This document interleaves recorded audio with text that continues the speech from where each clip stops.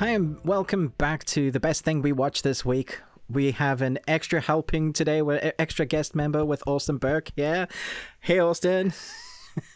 Oh, I'm so excited to be here, guys. As soon as you extended that invite, I'm like, I'm in. Let's do it. I'm in. I appreciate you guys so much for bringing me on. Thanks for joining us. Chris, obviously, from Movies and Munchies. Ruben from the Ruby Tuesday. We're hopefully going to keep you entertained. I have some very interesting things to talk about this week, as does Chris, and I'm sure Austin does. But as Austin's first, I say first, you're going to be first because you're the guest. So why did you kick us off? Sorry, I'm just dropping you off in the deep end there. You're like, hey, there you go. No, well, you guys can find me if you don't know where to find me. I'm Austin Burke on YouTube, Letterboxd, Instagram, Twitter, at the Burkinator, all of those things. But I've been watching all kinds of stuff this week. The Toronto International Film Festival digitally has kicked off, so watched a couple of movies there. Obviously not the big ones like your Dunes and Sohos. I'll get to those eventually. But also been watching a lot of streaming movies this week, and I know we'll probably talk about Malignant, but seeing the back and forth over on the Twitters and Instagrams, it's interesting. I like the divisiveness. It's definitely one of those movies for sure. Do you have anything that you would like to talk about first on your list? Or we normally try and do, I think, 3 each if we can, and then anything else that was really interesting to us. Well, for me, I guess I could hit on some of the film festival movies. Petite Maman is the brand new Celine Sciamma film, the director of Portrait of a Lady on Fire. A lot of hype surrounding this movie. It's one of those that could be an Oscar player.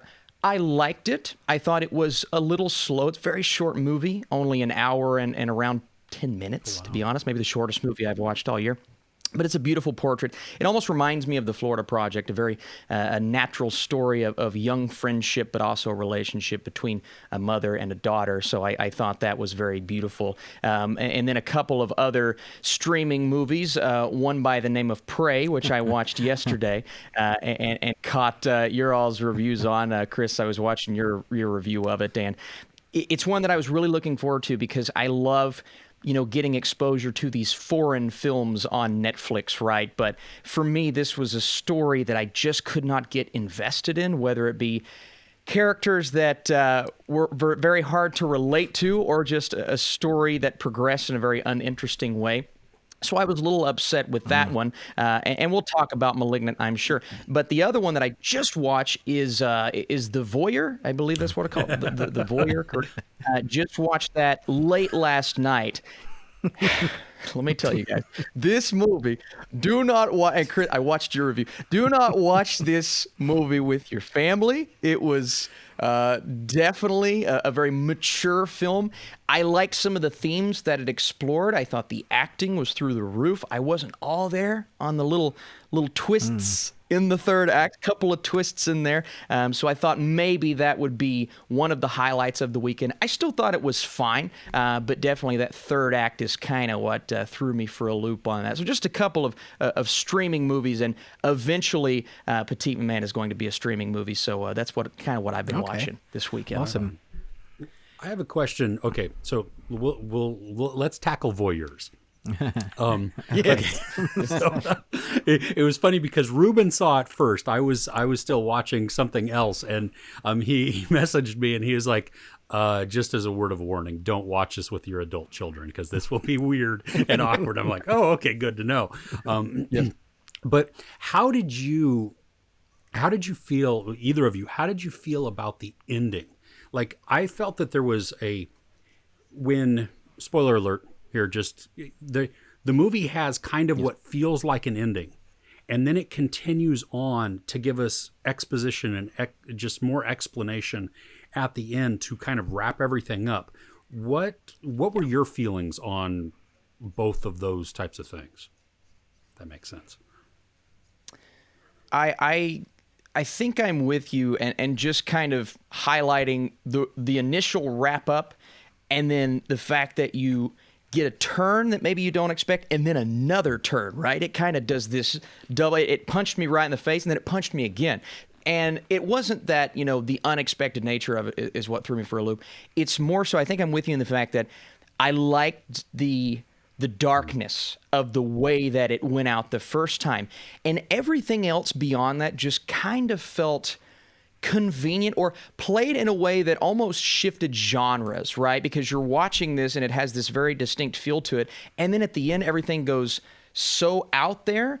I don't know if it was as believable as they wanted it to be. And it almost feels a bit too cheesy that when you get that close up on the rooftop at the end, you zoom into the binoculars. I'm like, oh, I don't know if that quite worked. I like the fact that they're trying to do a little twist there, but I don't know if it quite worked. So I'm with you. I kind of wish it would have ended right when we get that very dramatic moment close to that third act. Yeah. Boobies. There were a lot of boobies. Sorry, I'm still stuck there, guys. This is proof. Oh my gosh. Wife next to me, son playing his game on the computer on that side. I'm like, turn the volume down. Okay. Doing that. Like, yeah, I think I liked it until I felt like it lost its message. So voyeurism obviously plays a big part in it, and it's trying to teach us something, trying to teach the viewer that you are actually the voyeur there. And we're like, yeah, okay, I get it. She's been obsessed with this couple doing stuff, and the repercussions of that, we see that. But then it flips it, and like you said, you get to that end, and then it flips it, and then they're like, but now there's a new lesson to learn. I'm just like, yeah, you've kind of taken away everything that I was appreciating. It, we had that dark mark, and you would have left me feeling upset anyway, and I left feeling upset anyway, because I was just like, what is this movie? What did I just watch? But yeah, and then so I probably would have stuck with like a nice B+, because I thought, yeah, this is strong. I liked it artistically. I thought the cinematography, my word, it looked stunning in some places. Gorgeous. Reminded me, even though Rear Windows, black and white, definitely had that vibe, a bit of Hitchcockian kind of those corridor shots that they had. I thought was fantastic, but it just lost me sometimes in the message. So I don't know if there was a balancing act there that was really hard to do, but once you get outside of that, okay, now we're going to teach you something else as the viewer, as the voyeur, at some point I think it gets preachy. You're like, I get it. Do we want to go back to the boobs? No. I'm all right with that.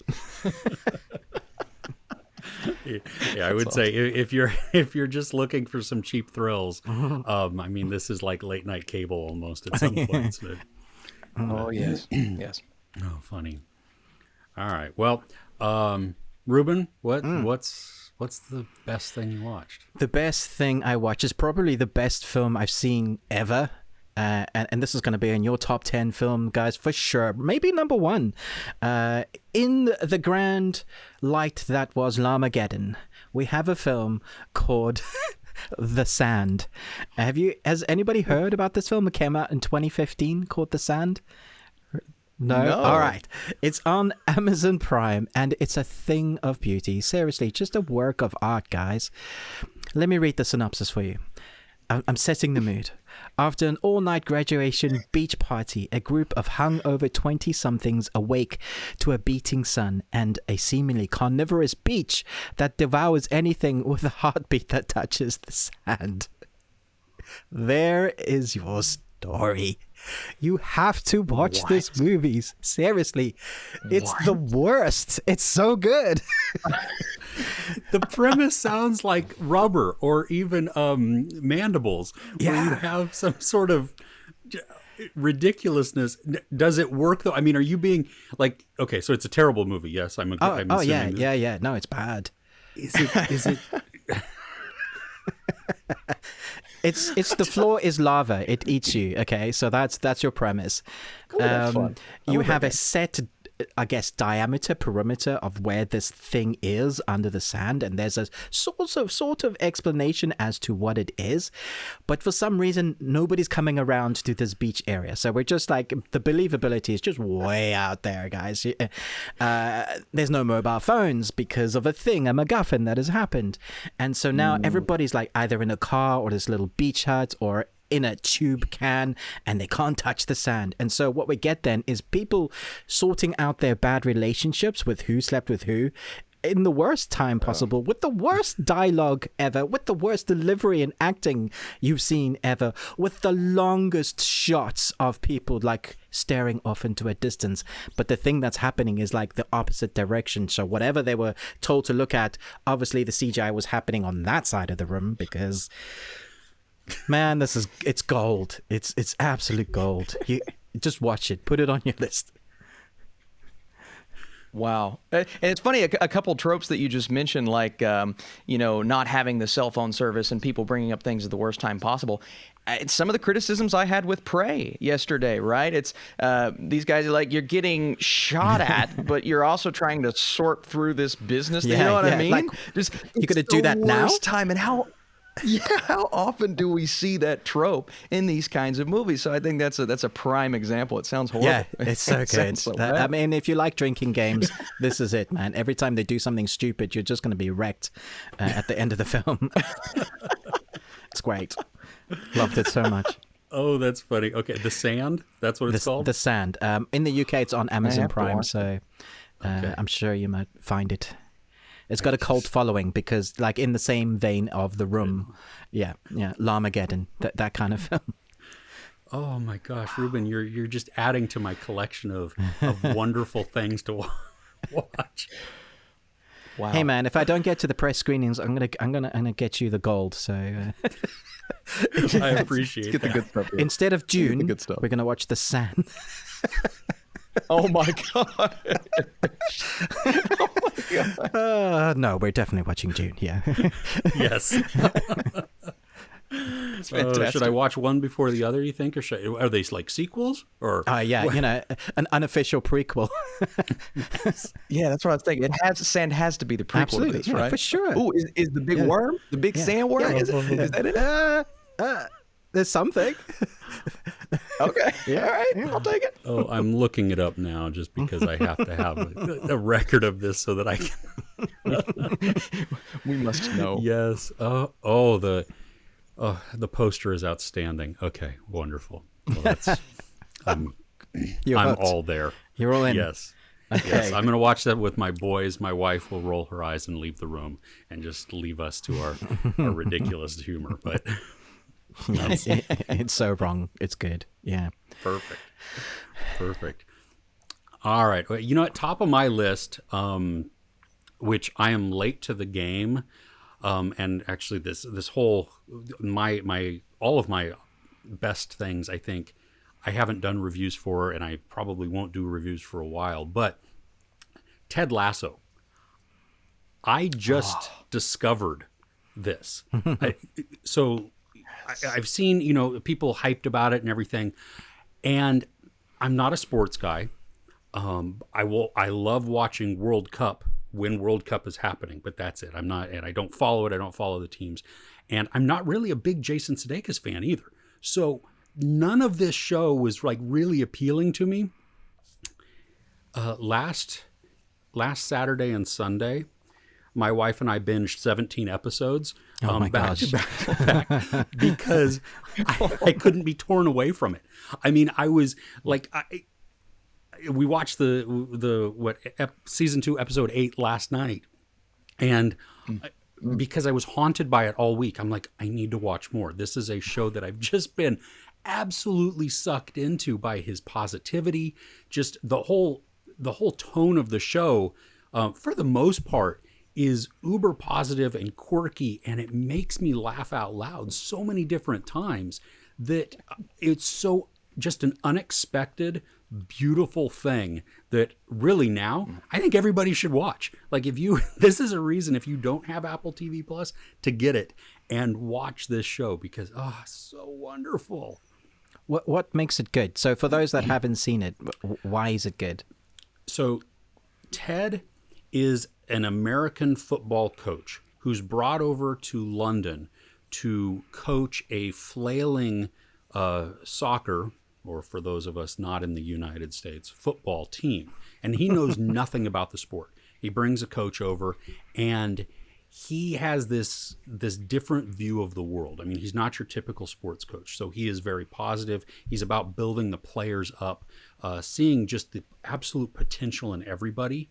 And it is a very feel-good show. Now, second season has taken a slightly more dramatic turn. I think some of the storylines are a little darker.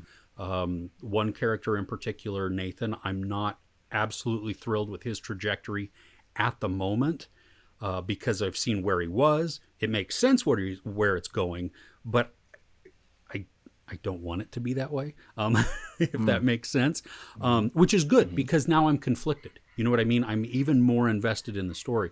And there's a little bit of romance in there. There's a ton of comedy. I mean, there's camaraderie. There's lessons to be learned, character growth. This is just a really well done package that absolutely surprised me. I mean, when I watched the first episode, I thought, oh, okay, this might be cute.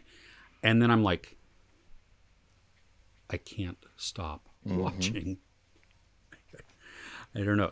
Austin, you've seen it, right? I mean, have you seen the whole both seasons? Oh, yeah. I have. I'm caught up to where they are as well.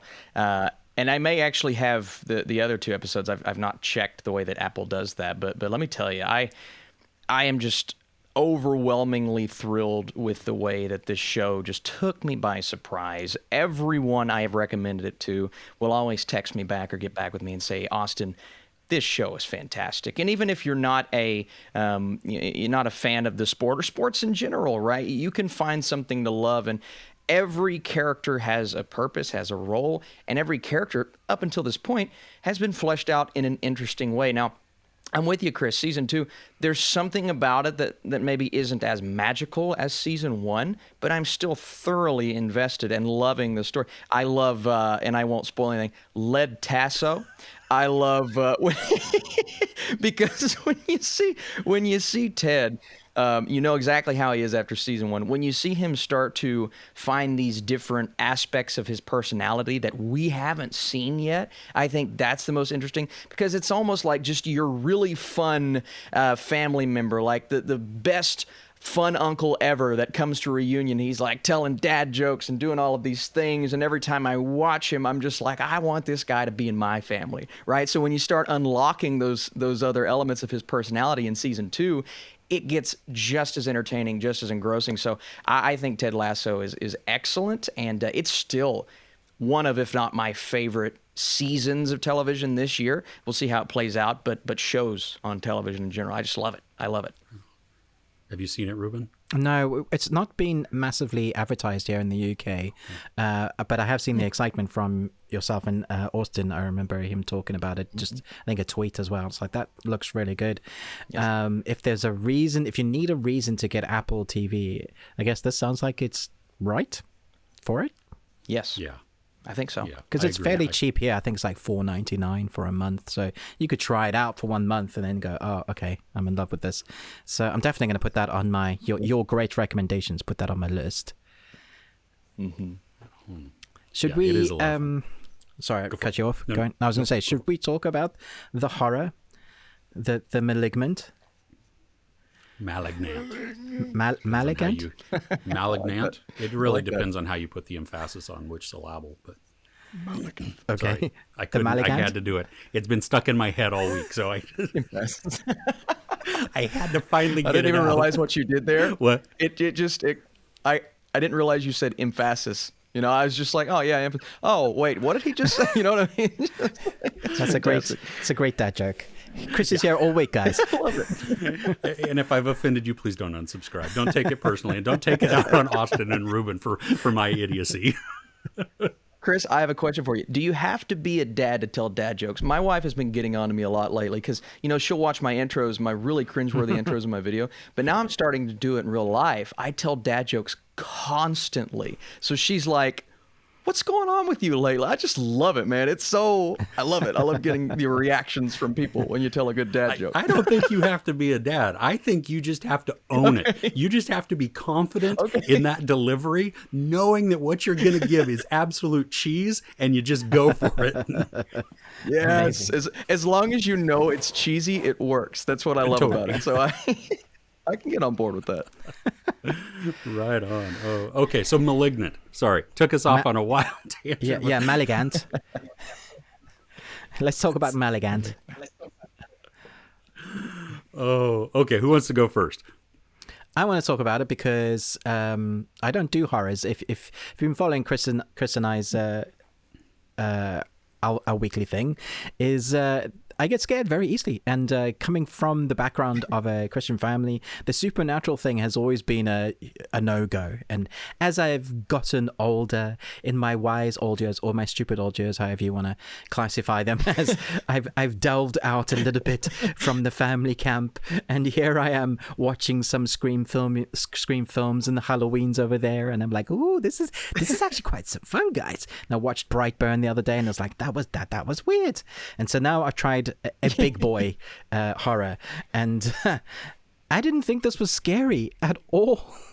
I was just like, it's gory, and it came across more like an action film. Am I wrong? Did I watch a horror? What do you guys think? I think it's not scary, and that's why I think James Wan's so brilliant. And I know, again, it's not a movie that everybody's loving, but it subverted my expectations, as in it did kind of focus on more of the action side of things. There's also sci-fi. It's a slasher. That's what it is. It's a slasher at its core, whereas I thought it would be supernatural, and in a way I guess it's supernatural. Not really, but when you see that body terror in the third act, I'm like, that's not normal. That's what I thought. But then I see it as just this grand slasher film. So in that way, I see the movie as kind of terrifying, but it does not do jump scare. But I don't really get scared during horror films. And I don't say that to be uppity, like, oh, things don't scare me. I just don't get scared, right? So you've got to do a lot to kind of shock me to my core, and that's more of what this movie did. It tried to do some jump scares, didn't necessarily deliver, but it was more shocking, which is why it was kind of terrifying to me. Chris? Yeah, I wasn't scared either. At first, I was caught off guard by the way that the film opened, because you have this it's schlocky, really. You know what I mean? Like you have the guard have their arm stuck in the door, and they scream, ah! You know, and I'm just like, what? Okay, if this is the tone that we're going with, then I'm going to get behind this. I just need to know, because it's not the tone that I got from the trailer.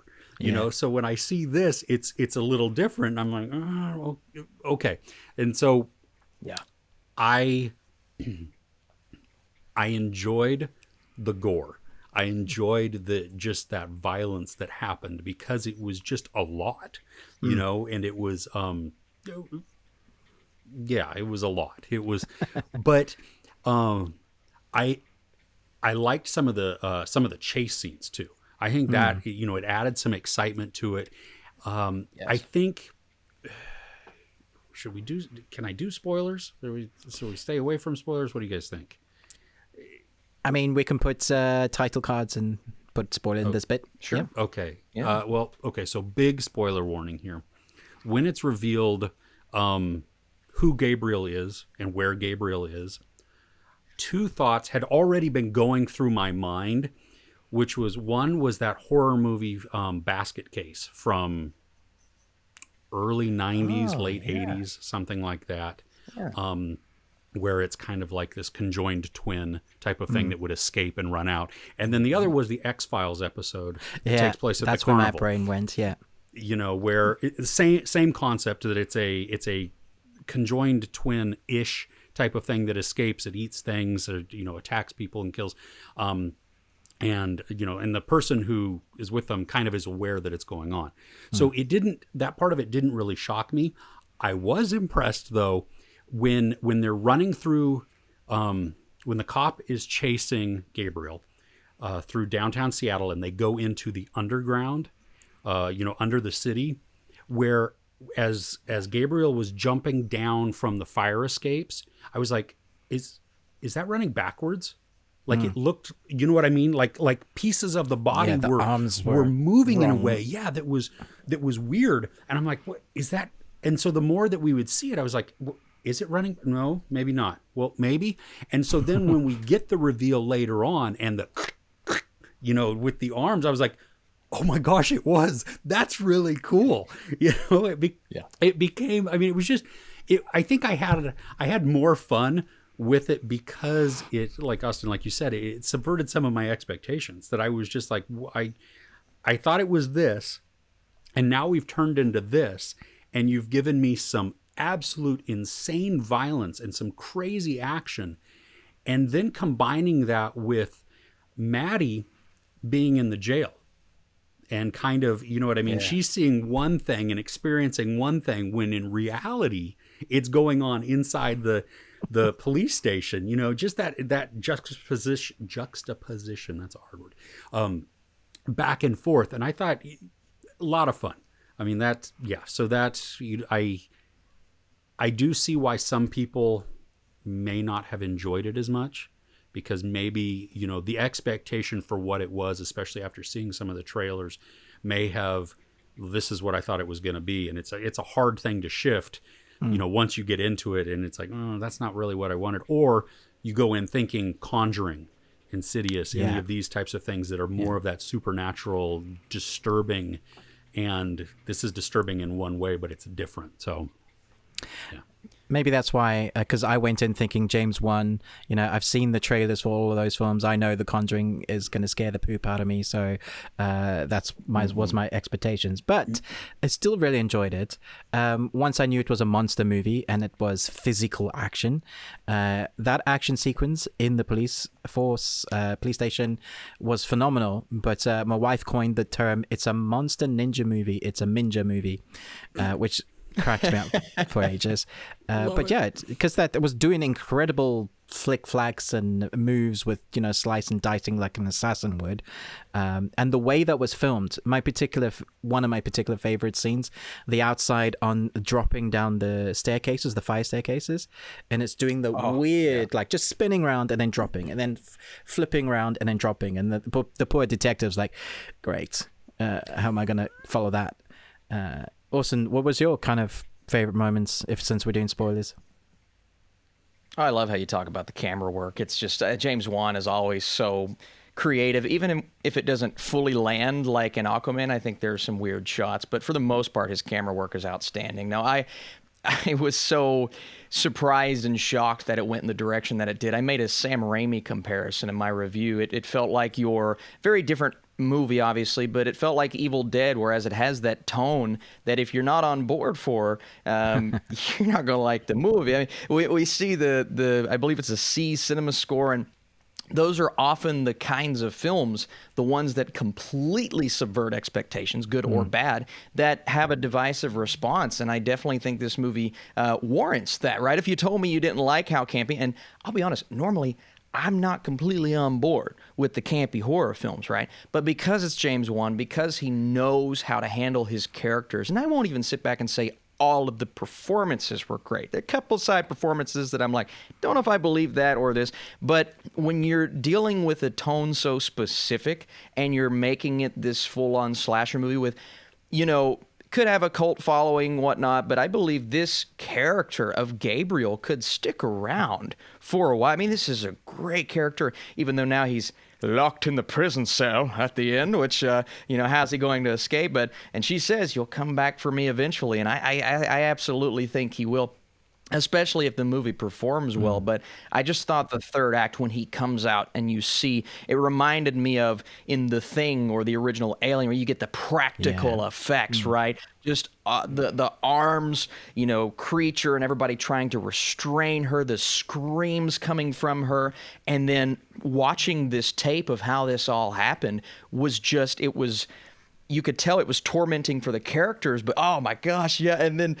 And you mentioned, Chris, and I love the pull too, where you can start to see, is Gabriel running? I mean, did he sprain his ankle? What's wrong with him? You know, is he running? Does he need some assistance? But then you're like, well, it looks like we have this little subtle cue of what we're going to get a bit later, and then just the idea of her having to have this Professor X mind battle internally. Do not come out anymore. This is it. Now, it doesn't take away from the fact that she did a lot of terrible things and should probably face repercussions for all of those things, but it wasn't her. We now know that it was Gabriel. So I thought that was really, really cool. And then, reliving those moments with those flashbacks at the end, seeing how those people actually died. It was her the whole time. And I think, and Ruben, you mentioned this, it's, we go in expecting James Wan to do one thing. We've always heard, even if, Ruben, if you haven't seen his movies, this movie, like The Conjuring, is the scariest movie, and it is terrifying. This is almost a complete 180 from The Conjuring. You go from very serious, very supernatural, to campy, kind of sci-fi, got some J.J. Abrams moments in there, but really full-on, and I'll say it again, slasher movie. So James Wan's filmography is very well-rounded at this point. He's done action, he's done horror, he's done this type of horror, and I can't wait. I mean, obviously Aquaman 2, but I can't wait to see him do more of this kind of horror. And maybe next time people will be like, which James Wan is it going to be? Is it going to be the scary James Wan or the campy James Wan? So hopefully next time there's a better response to the film.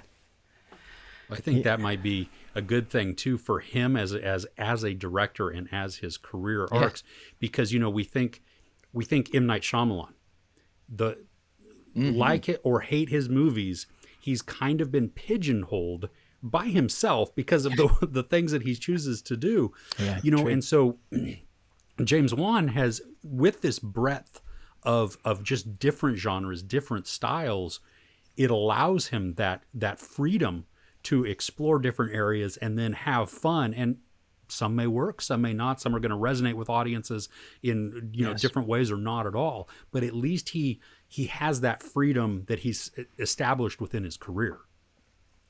Yes, I completely agree with that. Yeah.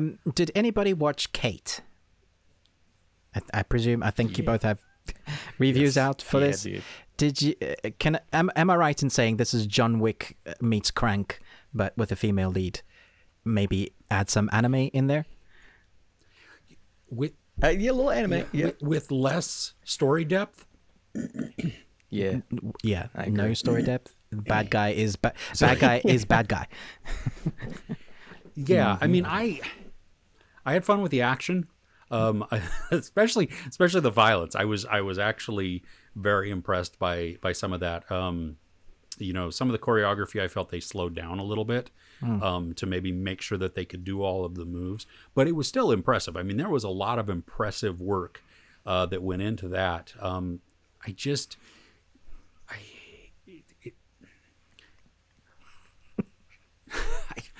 I didn't feel uber connected to her. Yeah. If that makes sense. Same. Same. Like, as I think when I hear John Wick, it's not just the action, it's that I have become endeared to this character almost from the very beginning. Yeah. Because he's been built out as such a rich and deep character. Now, we don't know a lot about him, and we get to, small little bits here and there, but he becomes somebody that we really, really root for and that we want to see more of and that we care about. Whereas Kate, she's awesome at fighting and she's deadly, but that's about it, right? There's not a lot of story depth here. And I think that's the problem that this movie suffers from. And once you start exploring that backstory, sure, it adds a little bit, but even then I didn't have a connection like the movie required me to have to care at the end. And I wasn't a big fan of the character of Annie either, even though it's obvious that she's supposed to be kind of annoying at the beginning. But she makes some decisions that I think compromise that arc about halfway through the movie, where she's heading in one direction, and then there are a couple of decisions made. I'm like, you had some development going, this and that. You can understand why, but she played a big factor in the movie as well. I just loved the action. I love the criticism of maybe some of the action scenes were slowed down because you could tell there was something off about one or two of them, and maybe that's what it was. I couldn't put my finger on it, but I do love Mary Elizabeth Winstead. I think she's great, and I think she's the reason why this movie semi-works, right? Kind of carrying the film on her back, very believable, but her character is what I couldn't get connected to. And even Woody Harrelson, whom I am a massive, massive fan of, It could have been anybody, to be honest with you. It could have been anybody, which is disappointing. So yeah, I was kind of disappointed with this I mean, film. why have Woody Harrelson if you're not going to use him? He Sure. can get really Yeah. deep. He has meaty roles. We've seen him chew the scenery up sometimes with the greatest A-listers, and to have him just as generic dude is just so sad because you could have done so much with him. I don't know if you guys read the press pack that this came with. They left like a whole bunch of notes, and so I was just perusing through that, and I do feel like maybe the director was slightly out of touch with kind of the base, the audience that they were going for in this, because part of his kind of write-up was the saying that we haven't really gotten a female protagonist in an action role like this before. And I think that might be true maybe 10, 15 years ago. But if you look back 5 years ago, man, going back from Sigourney Weaver in Aliens, that's 79, 76, whenever the first one was out, and all the way now to our Charlize Therons, those lead female badass leads. We've had a cornucopia of those, so it's not like it's new.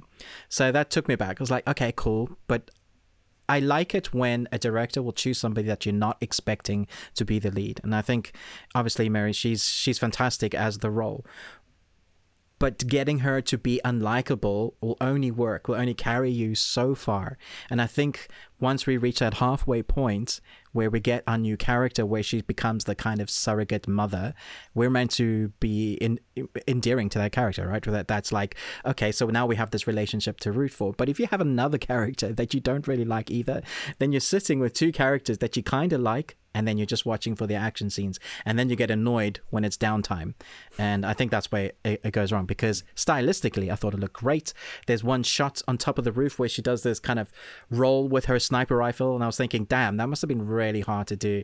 It looked very kind of Sin City game-esque. We had an anime shot of Tokyo Ghoul on the this big building just shining, and I was like, yeah, that is so cool. Love that. The neon colors, if they had managed to stick to the sort of cyberpunk, but then add some feeling in there, I think it would have been like up there with John Wick. So at the end of the day, you're left feeling, okay, meh. Yeah, forgettable. Like it was okay. When the action was happening, I was like, okay, this I'm good. But then it's over, and I'm like, okay, what's next? But it's sad because it shouldn't be, because the story's there, the formula works, we've seen it done so many times. All you need is a little bit of heart and give your audience something to root for. Maybe I'm being too harsh on it. Am I being too harsh on it? I don't know. No, I love what you said there too, Ruben, and you did a good job with your review in general. It's a movie that, is trying to be something new, but at the same time, we've seen that new a couple times this year. So it's not, and I'm not even talking about female protagonists. I just mean the John Wick genre almost, right? We keep getting the same thing. And then you look at the standpoint of, we want female protagonists in movies like this, action kick, Gunpowder Milkshake, The Protege, right? And I haven't seen The Protege, but just this year we've gotten quite a few. So give us that, but also give us a compelling story to go with it. And that's what I think Kate is lacking, is a compelling story. And they do have a little bit of lore, but one thing I think John Wick did so well is establish a world that we can revisit, and we have multiple times, and people are interested in that. So I think start with the lore, the build-up, then get into characters, and then give us nice action. I think it started with the action, and we never really got past that. We were just on that first level, just really cool action scenes and a great lead actress. So yeah, that was my big issue with the movie. I'm going to move us on. Is that all right? Yeah. Yes. Yeah. I shouldn't moan anymore about Kate. No? Okay. Oh, poor Kate. Have you guys seen Into the Night, the second season? I think you both watched it. No, I haven't yet. I haven't. Okay. No, I have not. Well, this will be exciting for you then. So obviously I reviewed it. I'm not going to do spoilers. But Netflix are doing something really clever here. So I don't know if you guys have heard. I'm just going to flick over. There is a series called Bernardsalzi Hikayase. So yeah, I absolutely decimated that because it's not English. But it's Under the Submarine. An Undersea Story. Okay, and so this has been kept very quiet. It's only really the die-hard fans that have figured this out. So this is a spin-off series from Into the Night, but a different language even, and based in a different country. But it's about a submarine that these people get stuck under. And apparently in season 3, they're going to link up. So if you've seen season 2, you'll know that there's like a big kind of cliffhanger like these series always do, and the world has expanded so much more, and people are like, whoa, no, what are we gonna do now? But Netflix are doing their like MCU extended universe with the strangest series, like, and they've kept it very quiet. But that's thanks to the fans in the comments below. So Ruben, check this out. You got to check this out. Apparently that's coming out this year, which is bonkers. That's awesome. I love that Netflix is doing that more and more too. They're expanding, they're spinning off, they're connecting series. That's really cool, Ruben. That's awesome. I awesome. thought it was really fun. Did you guys like the first season? Did you watch the first season? I did. Yes, I liked it. Did I review it? I don't remember what I ate for breakfast. I really liked it though, so I'm definitely wanting to check out season 2, and hopefully when time frees up, probably won't review it, but I definitely want to check it out. So it's good to hear that they're doing more with this universe, which is cool. Yeah, so fun. Yeah, I had fun with the first season, and it was on my plan to watch it this week, the second season, and just the week fell apart. So hey, so maybe this weekend I'll be able to catch up with it. What country or what language is that spin-off, that underwater one from? I am looking right now. Okay. Because IMDb is like my movie Bible. Turkey. Mm-hmm. Me too. Turkey. Okay. Oh, Turkey. Cool. Yeah. I have enjoyed some Turkish series. So okay. Yeah. Interesting. Me too. Yeah. It's right on. Yeah. So who's got more to talk about, or we're going to talk about the Matrix trailer? Chris got one more. Oh my gosh. Okay. I don't know how I stumbled upon this. Oh no, what is this? This is the greatest, most terrible thing I've seen in quite a while. It is on Amazon Prime, at least in the United States. Okay. And I have to pull it up so that I get everything right. It is called Garth Marenghi's Darkplace. Now let me read you the synopsis. This parody series is an unearthed 80s horror drama complete with poor production values, awful dialogue, and hilarious violence. The series is set in a hospital in Romford, which is situated over the gates of hell. So this is Richard Ayoade, I pronounced his name wrong, Moss from the IT Crowd, Matt Berry, and Matthew Holness. Huh. And what you have is this horror writer who is terrible, and that's played by Matthew Holness.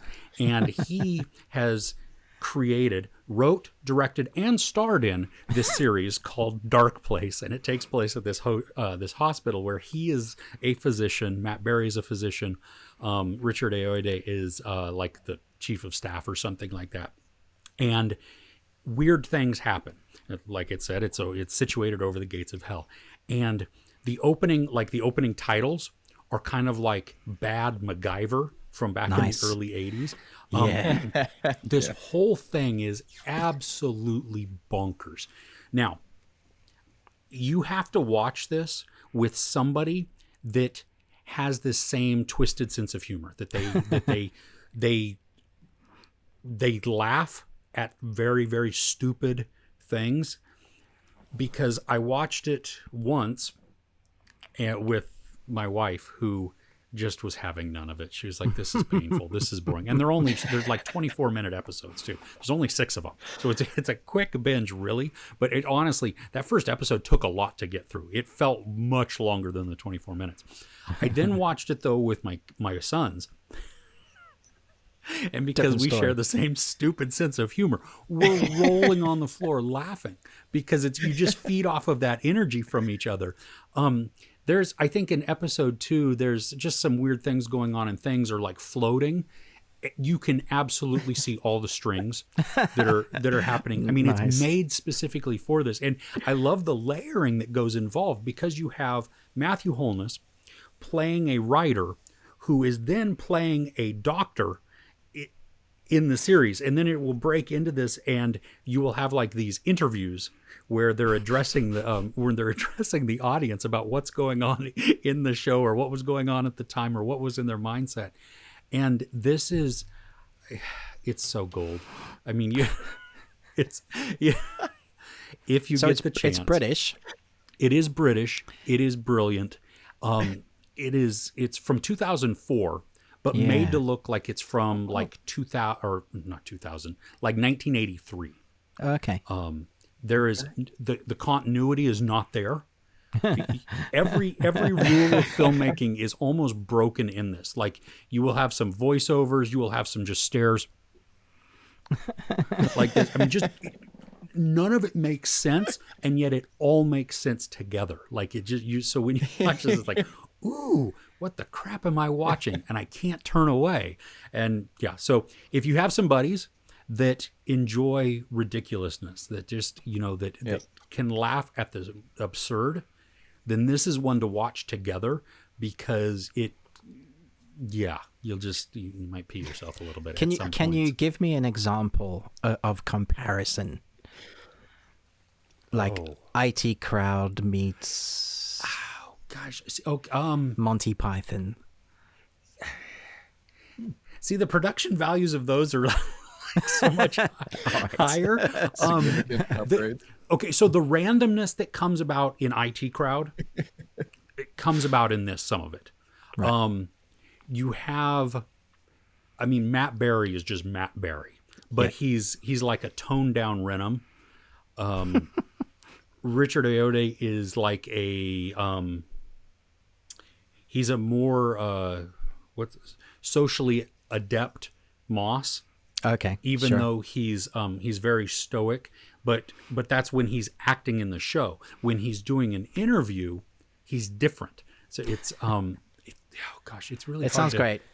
I'm gonna find it. Yeah, you got to watch it. I loved it. It's Marenghi's Darkplace, and so if you have Amazon Prime, hopefully, at least in the US, I would hope that it's also available in Britain, and in the UK, and worldwide, really, because everybody needs the opportunity to experience. Everybody needs to see it. That's fantastic. Oh my gosh. Okay, that was mine. Yes, so we can we can move on to whatever we want to discuss. Let's talk about The Matrix. The Matrix. The Matrix has you, Neo. Follow the white rabbit. Just every line popping into my head while watching that trailer. The first thing I want to talk about, obviously, if you're watching this and you haven't seen the trailer, go watch the trailer. Then you can watch this because it's very cool. Agent Smith. Did everybody see Agent Smith? Like the Agent Smith? Like Hugo Weaving Agent Smith? Like Hugo Weaving. So there's this thing going around the net that you might see him in the transformation in the mirror when Keanu Reeves looks a bit old, but there's a reflection and there's a second there that looks exactly like Agent Smith. Really? Okay. And so people are kind of going, so who's the resurrection for? Is it Neo? Is it Trinity? Is it Agent Smith? Wow. That's cool.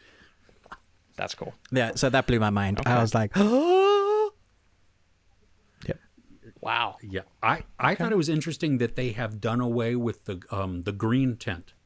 At least in the trailer that we see, that it is it still has some of the key characteristics of what we've known from the Matrix, and yet it still feels modern as well. That they've brought it into this current era.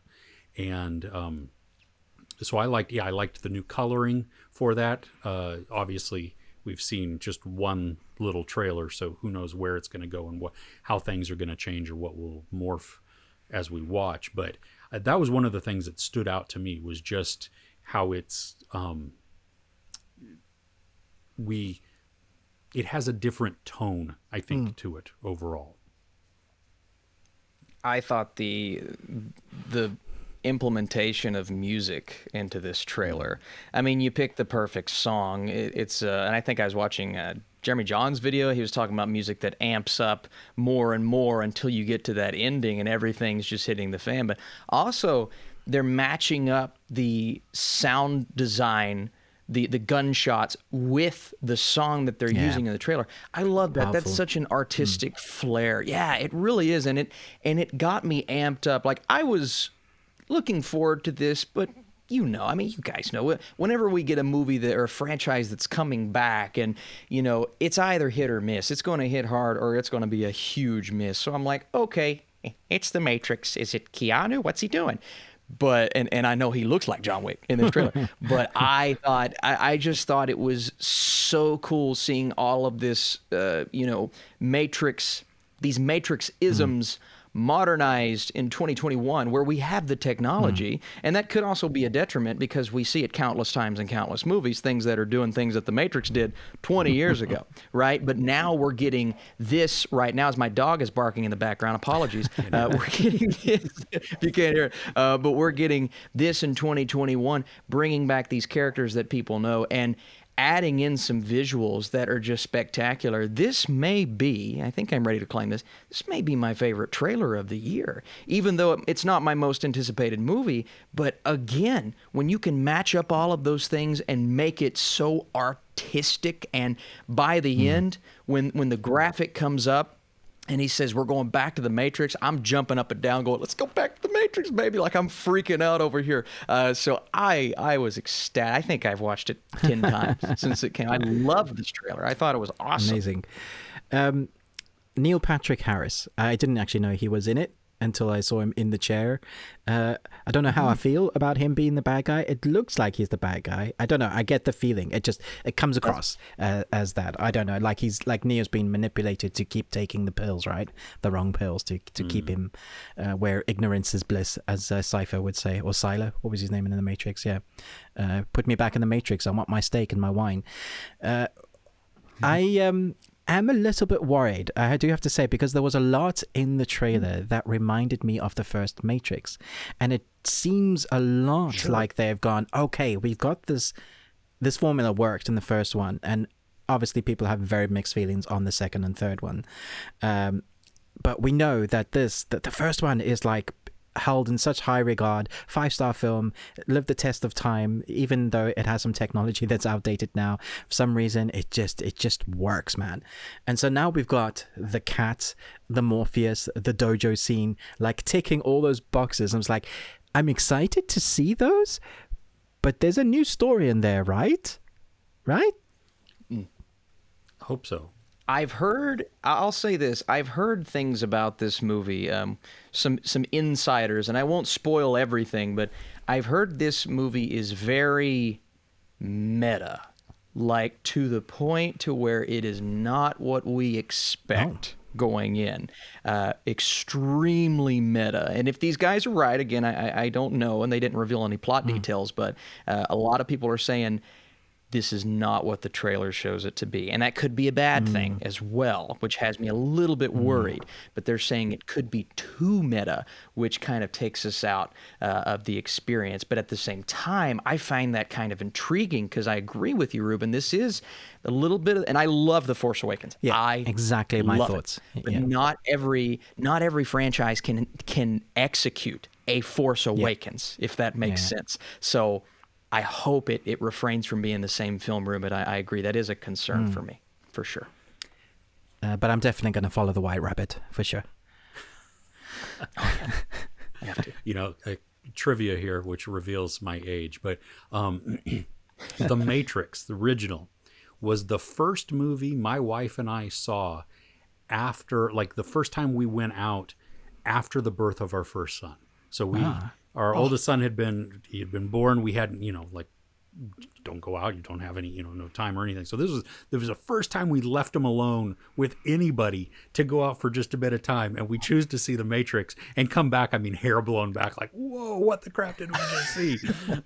And then fast forward a bunch of years to where our house is fairly conservative. I mean, we would watch movies before we showed them to the kids, or we'd seen them just to make sure that it was age appropriate. We had totally forgotten about the level of language that was in the first movie. And so we're watching it, and our oldest was, I don't know, he might have been 12, maybe 10, something like that. I mean, he was old enough, however old he was old enough to handle like the violence, but we just didn't want him experiencing, or at least repeating as much language. Well, our youngest son was there too, because we were just and my wife and I halfway through are like, what the I don't remember all of it's funny how you don't even hear some language when you're watching it because it's not a thing, but then when you watch it with a younger demographic, you're suddenly not appropriate. Yeah. Well, now both kids are adults, and they it sometimes some of them will come back and be like, oh, I watched this. You what? I haven't even seen that. Ooh, okay. But well, and it seems like we're so used to that, right? I have a difficult time recommending movies to friends and family because like my parents are very like, we're going to watch this, but we don't want a lot of strong language. And a lot of my friends, a lot of them are kind of the same way. So it's like I have to pick and choose. But every time they ask me, they're like, is there a lot of cursing, this and that?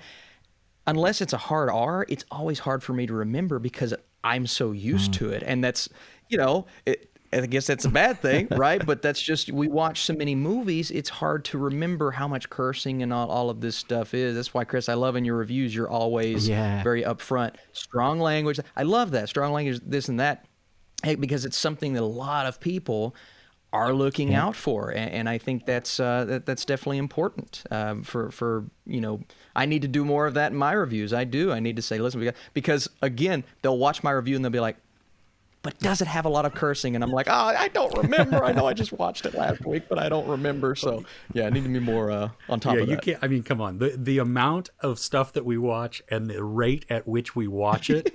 I mean, it true. When if somebody asks me something, a week later or even a couple days later, I'm like, you should watch my review. Kid, I don't remember what I felt about it. If it didn't haunt me, if it didn't stick with me, whatever that was, then I may have enjoyed it. I may have been really great, but some nuances within there, I don't know. Yes.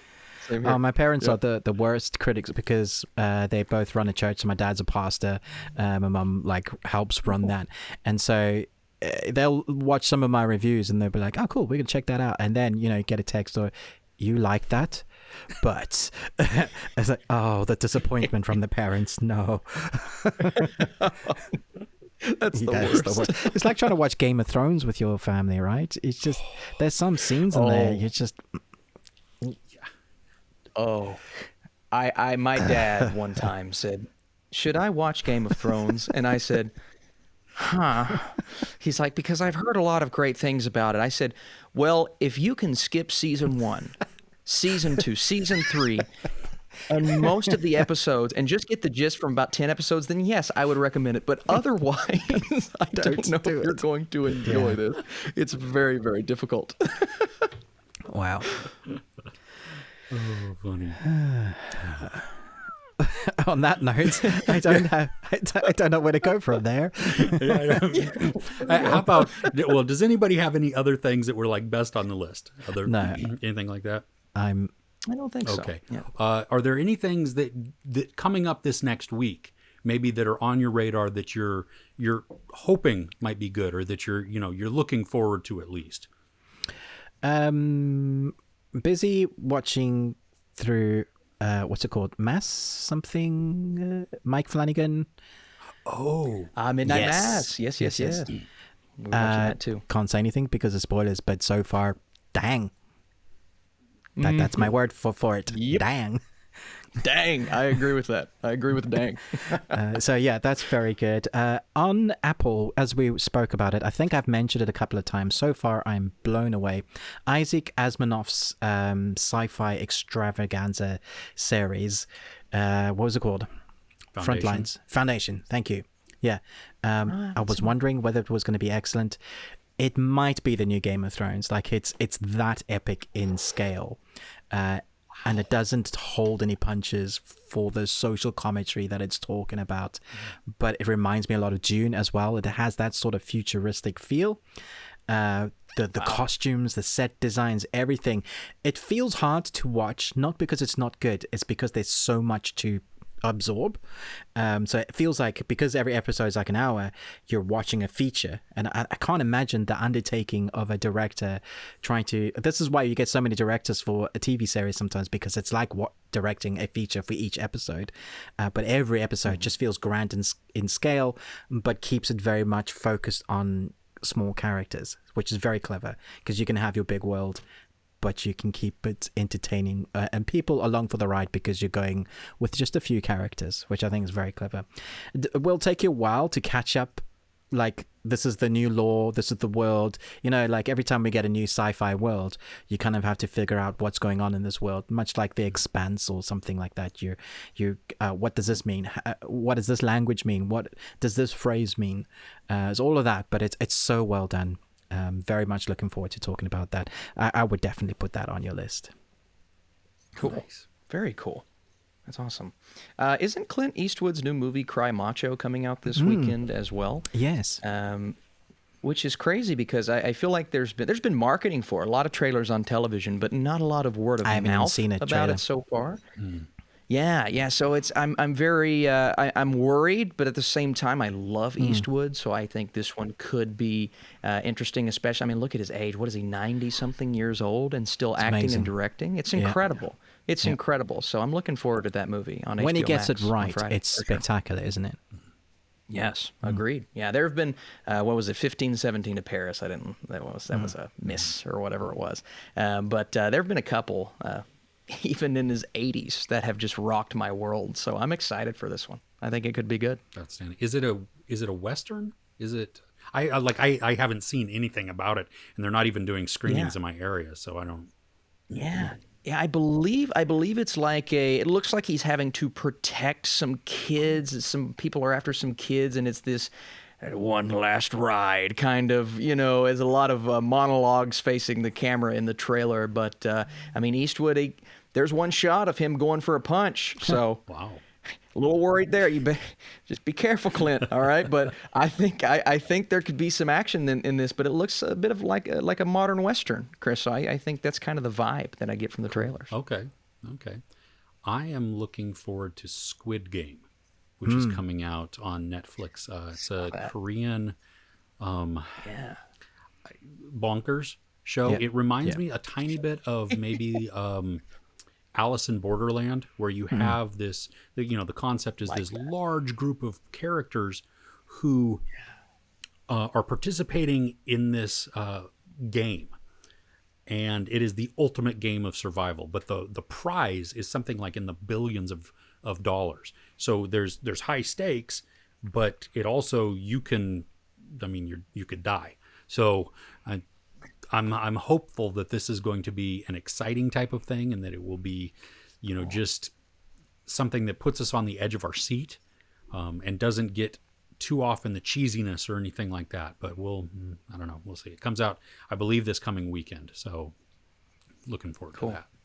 Well, so I think, I think we've reached the end here, at least for the YouTube portion. If you want some bonus audio, the best thing we watched this week is a weekly podcast as well that you can listen to on Spotify and a bunch of other podcasting platforms. We release episodes every Sunday, and this time, like last week, we'll have some bonus audio for you there. Everybody, we'll go through one more time just to, where can we find each of you? So, Ruben, where can everybody find you at? London, UK. No, I'm joking. That's a dad joke, and it's bad. I'm sorry. Kills every time. Yeah. No, it wasn't. It was amazing. Yeah. No, just the Ruby Tuesday on Facebook, Twitter, Instagram. I've got a TikTok that's dedicated to really stupid videos. So if you want to see me using a peg with the Jurassic Park soundtrack, then that's your place, and some like stupid gaming videos, because I need an outlet to do stupid things. So yeah, pretty much just search the Ruby Tuesday in its variation forms, and we're on there. Outstanding. Austin, where can everybody find you? I need an outlet too to do stupid things. I just annoy my wife, and she's just sick of it at this point. No, I'm just kidding. You guys can find me youtube.com, Austin Burke, @Burkinator on Twitter and Instagram, and constantly watching Movies and Munchies and the Ruby Tuesday. I tell you guys, you are my go-tos for streaming. You really are, and it's crazy how much content there is to cover. But you two do an outstanding job. So thanks for having me, man. This was so much fun. It was. Thank you. Yeah, I appreciate it. Chris with Movies and Munchies. You can find me on YouTube, Movies and Munchies. I do have to make sure I enunciate because sometimes it comes across as monkeys, which is a whole different channel. That's my secondary channel there. No, don't go looking for that one. I am very sporadically active on Twitter at Movies Munchies.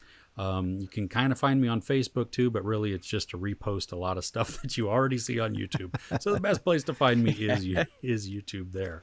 So thanks so much as always. If there's things that you want us to cover, if you think that there is something best that you've seen that maybe we don't know about yet, please put it in the comments below. We would love to see it. I mean, all of us have ongoing lists of things to check out. Now, we may not always be able to review them, but it is worthwhile to check out. And so we value your input, your recommendations, and as always, just the feedback that we get from you, because it's a lot of fun to interact with everybody down in the comments.